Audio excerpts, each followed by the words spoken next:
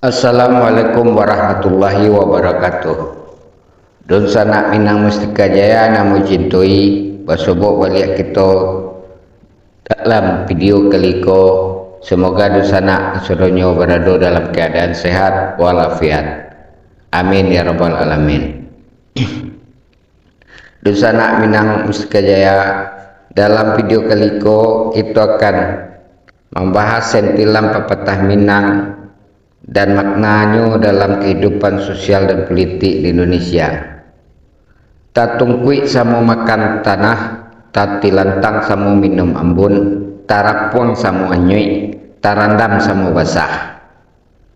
Karajo samo nambayak dalam masyarakat, kesatuan hati dan pikiran, kesatuan pendapat dan gerak adalah pokok utama. Setia dengan kawan seperjuangan. Apakah kita pernah mendengar pepatah ko? Tentu alah jauh. Apakah kita memahami dengan baik maknanya? Sebagai orang Indonesia, khususnya orang Minang, Sumatera Barat, kita mungkin alah mengenal pepatah ko sejak dulu. Namun seberapa acok kita gunakan pepatah ko dalam kehidupan kita, terutama dalam kehidupan sosial dan politik di Indonesia. Kata-kata bijak dan pepatah acok menjadi cerminan kecerdasan dan kearifan suatu masyarakat. Di dalam adat Minang terdapat pepatah yang menyirikkan makna tentang kerjasama, solidaritas, dan kesetiaan dengan kawan seperjuangan. Seperti yang kita bacakan tadi pepatahnya. Tak tungkuik samo makan tanah, tak tilantang samo minum ambun, tarapon samo anyui, tarandam samo basah. Nah, artinya kita harus membagi kesulitan dan kebahagiaan bersama-sama, seolah-olah itu adalah satu-satunya hal yang kita miliki. Pepatahku memadukan keempat elemen utama yang dibutuhkan untuk menjalani kehidupan bersama dengan baik. Kerjasama, persatuan, solidaritas, dan kesetiaan. Kita sebagai bagian dari masyarakat harus memegang nilai-nilai tersebut dan menjadikan sebagai prinsip hidup dalam menjalin hubungan dengan sesama. Di Indonesia, kita cok melihat betapa pentingnya nilai-nilai tersebut dalam kehidupan sosial dan politik.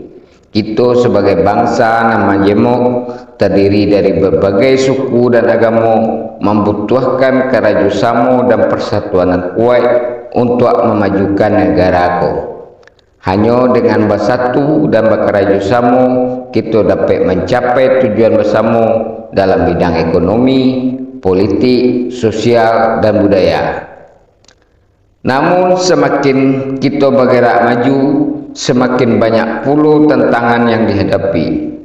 Persaingan yang ketat dan kepentingan politik acok menjadi penghalang dan pelenggadang dalam menciptakan kerjasama yang baik dan solidaritas antar masyarakat.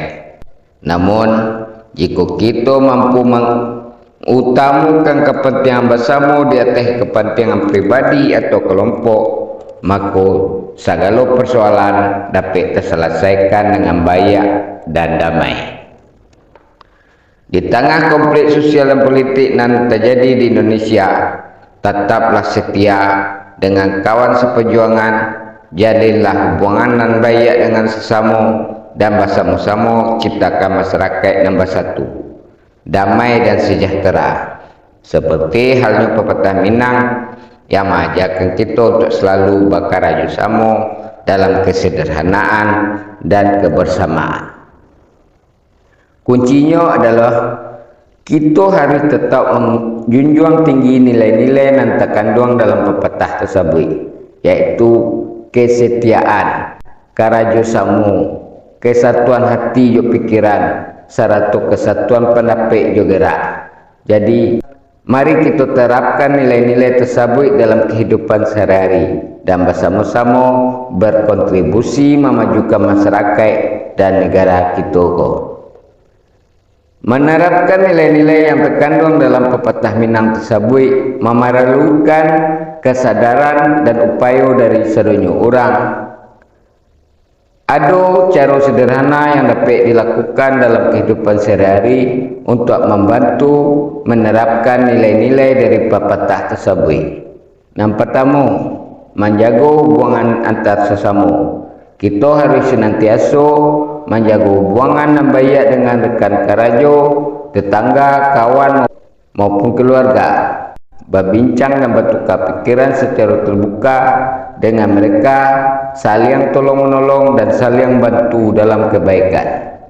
Yang kedua, menghargai kepentingan bersama.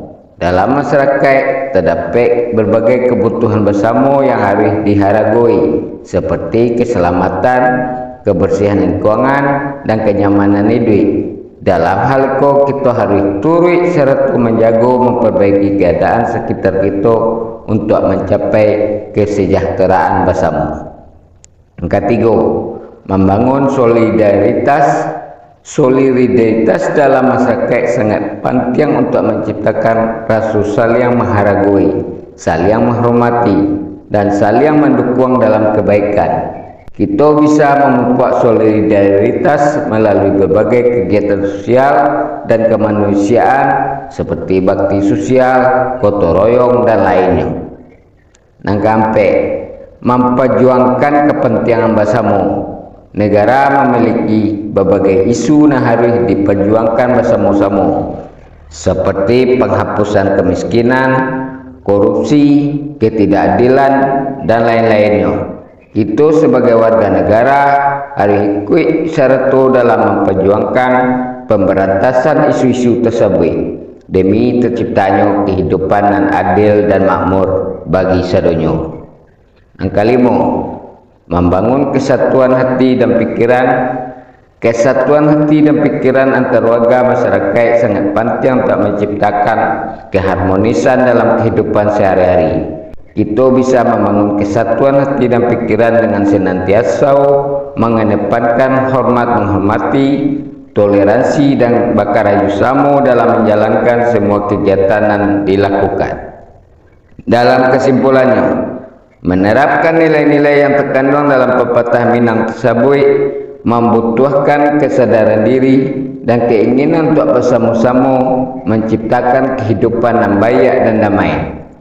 Oleh karena itu, diharapkan bahwa segala upaya yang telah dilakukan dalam menjaga hubungan dengan sesama, menghargai kebutuhan bersama, membangun solidaritas, memperjuangkan kepentingan bersama, dan membangun kesatuan hati dan pikiran dapat menjadi pondasi dan kokoh dalam memajukan masyarakat Indonesia.